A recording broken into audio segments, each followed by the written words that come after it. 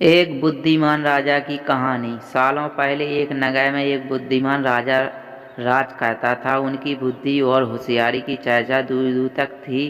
राजा कभी भी बिना सोचे समझे कुछ नहीं कहता और ना ही किसी आरोपी की बात सुने बिना उसे सजा सुनाता था।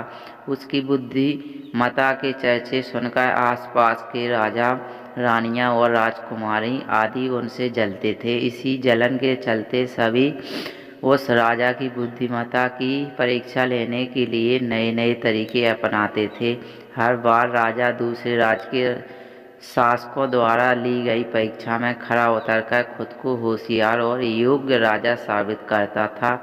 एक दिन राजा की परीक्षा लेने के लिए एक राजकुमारी आई। उसके हाथों में दो फूलों की माला थी। दोनों माला में से एक असली फूल से बनी थी और दूसरी नकली से। उन दोनों मालाओं को देखकर उनका ये भेद बिल्कुल पता नहीं चल पाता था। इसी वजह से राजकुमारी ने राजा के सामने दोनों मालाएं रखकर पूछा, हे राजन, अगर आप बुद्धिमान हैं तो बताइए कि इनमें से कौन सी माला असली है और कौन सी।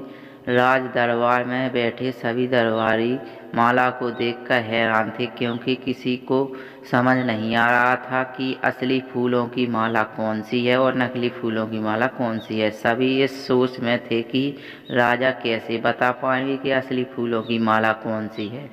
राजा भी माला को देखकर परेशान होने लगे।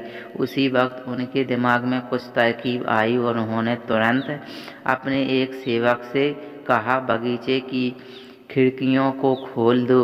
सेवक ने बगीचे की खिड़की को जैसे ही खोला तो राजा ने देखा कि फूल में बैठी मधुमक्खियां खिड़की से राज दरबार में आ रही हैं और वो कुछ देर मधुमक्खी को ही देखते रहे। जैसे ही एक आध मधुमक्खी एक फूल की माला में बैठे, वैसे ही राजा ने कहा कि अब मैं बता सकता हूँ कि असली माला कौन सी है।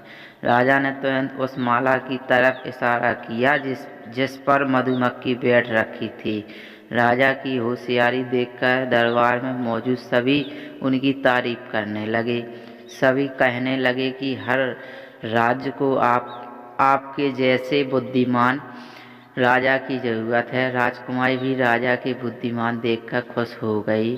उसने भी बुद्धिमान राजा की तारीफ में कुछ शब्द कहे और वहाँ से अपने राज्य की ओर निकल पड़ी।